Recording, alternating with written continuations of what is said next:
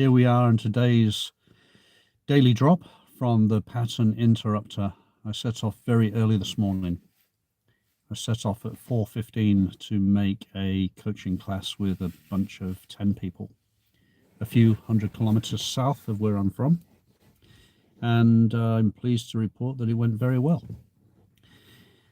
We were actually talking in the coaching session about the amygdala as the first port of call. The first thing we do when our brain responds to anything is that the amygdala is triggered.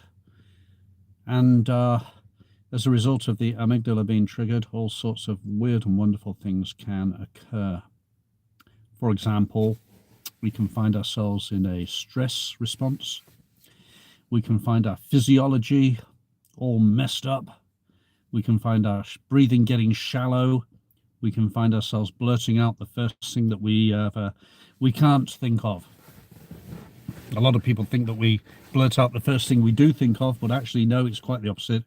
We blurt out what we can't think of, and we literally cannot think quite often because our stress levels are so high that we are flooded with stress and hormones and all sorts of things. Nobody wants to be flooded with stress and hormones, do they? And yet we do it to ourselves all the time. How? How is this the case? Well, this is the case because we tend to run patterns which replicate themselves. Often we are on rinse and repeat processes, subroutines. If you've ever found yourself in a situation where you've been in a stressful situation, you're having friction of some kind, you blurt something out, or you freeze, and then only later to think to yourself, oh, I wish I'd said that snappy comeback, that snappy response.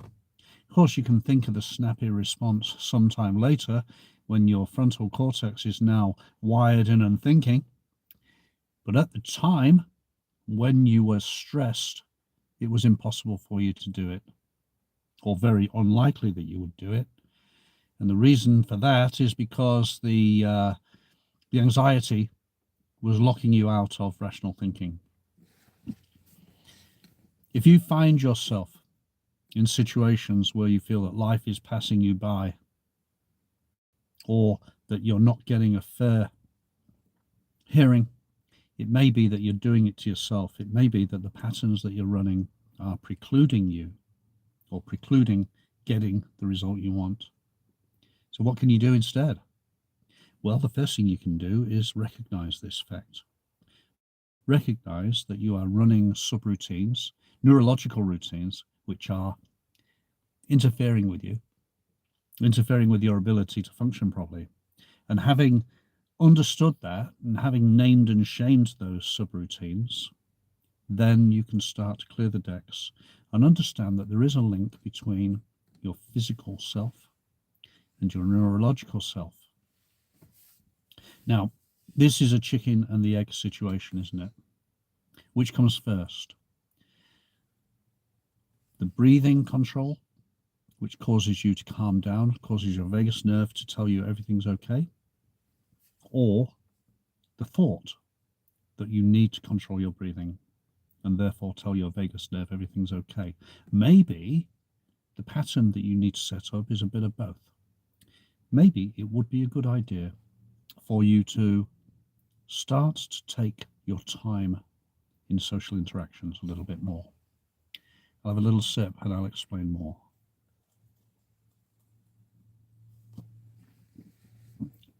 That's a nice cup of coffee, served to me from the very beautiful young woman who works in the Night and Day in Balclutha.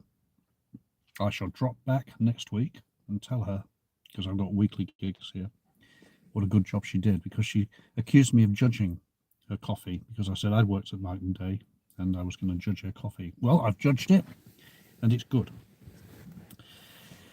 Let's get into the habit of taking our time a little bit more. Now, I'm guilty of rushing myself quite a lot. And I see this when I play back the presentations I put out onto YouTube. For example, the daily drop. I tend to gulp at my words and rush myself and not consider what I'm saying as well as I can. And obviously, this is because I'm a little bit nervous. And it may be because deep inside I am impaired by a sense of social friction. Perhaps even the idea of speaking to complete strangers in YouTube, people I may never meet, perhaps that causes some kind of friction within me and causes me to rush myself. Well, if that is the case, I'm engaging in a bad pattern. And bad patterns are what we previously may have called bad habits. I'm sure you're aware that it is as possible to form a bad habit as it is to form a good habit. And by the same token, it might be worthwhile understanding that it is as easy to form a useful neurological pattern or subroutine as it is to form a dysfunctional subroutine or bad pattern. This is good news as far as I'm concerned. I say this is good news because it means we can learn better ways of doing things. And if you agree and you think that you too can learn better ways of doing things, please feel free to give me a thumbs up or to tap subscribe. Hello, Flight Quest 40. Finally, we speak face to face. How are you today? Yeah, whenever I've done any running, what I find is that I get into an interesting rhythm at the beginning. It's only when I've got my mind and my body and my running rhythm synchronous that I can then get my breathing to go and count my breathing and regulate my breathing. I have to get to that stage before I can do that. I think the same applies to regulating our breathing when we are in friction conditions. The memo that our amygdala never got was that we are no longer foraging in the savannah, afraid of a leopard dropping on us from a tree. We're no longer afraid of tribes attacking us. Well, not most of the time. Our amygdala never got the memo that actually minor social friction and a bit of a misunderstanding isn't quite the same as being dragged up a tree. And so what happens is that we tend to experience similar evolutionary responses to social friction as we might to the threat of leopards. Strange is it not? And one of the patterns that gets replicated in that case is the blurty pattern, or the freeze pattern, or the agreeable pattern. And if you are afflicted by a surplus of agreeableness, when you encounter social friction, you tend to be agreeable. You tend to fall back into that position. And the nice guy syndrome, in my view, is part of that. I think I might put together an ideation ladder to describe the nice guy. I think it's an ideation ladder. But imagine a ladder on which the central rung is nice guy syndrome, somebody who is being overly agreeable. The rung below might be somebody who is passive aggressive, and the rung below that may be somebody who is simply passive. The rung above nice guy syndrome might be a person who can take charge of their own emotions and decisions. And the rung above that may be somebody who can be assertive in their interactions in an habitual manner. The nice guy syndrome is simply a state of mind which is reinforced by patterns, but which can be fixed. And one can elevate themselves above that situation. But similarly, without the right interventions, they can also slip down a few rungs. The other thing that I'd like to suggest is that agreeableness might be a state of mind, but it might also be a cunning subterfuge. It may be just a series of tactics that people employ in order to get their own way or to stay out of friction. Unfortunately, if we are to learn resilience and learn to become resilient, we have to be accepting of friction, social friction, pushing our own boundaries, setting bars for ourselves, setting goals. All of these things sound like quick fixes, but they're not.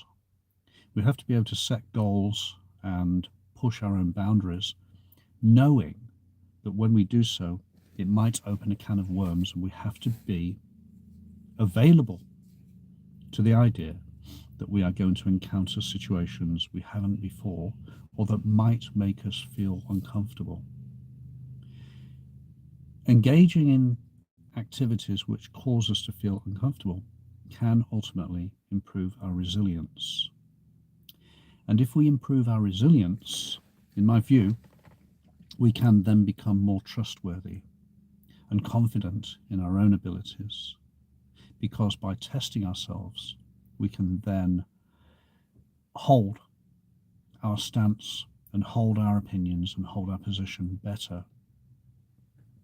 And people find that more attractive. Isn't it strange that a lot of people feel that in order to be attractive to others, they have to be agreeable? When the truth of the matter is, in order to be attractive to others, ironically, people have to learn to be disagreeable. Not all the time, and not as a reaction, but learn to be disagreeable when necessary. So my daily drop is just about over with. I'm sitting in a cemetery in Balclutha in the South Island of New Zealand, where the sun is beautiful. Yesterday it was rainy and horrible. Today it is cloudy, atmospheric, and frankly, a great day to be alive. A little confession here. I sometimes like to visit cemeteries. And one of the reasons that I like to visit cemeteries is because if you can go anywhere where the ground can resonate with love and affection, it is a cemetery. Practically everybody here around me was placed here with love, regard, and appreciation. And so I really enjoy the vibrations of cemeteries. I do not think that they are morbid places at all. I think they're wonderful places. Anyway, that's me now. Pattern Interrupter Daily Drop is now officially completed, and I will leave you with my final thought, which of course is, whatever it is you dare to do or dream, you can begin it now. Peace out, my friends. Until tomorrow.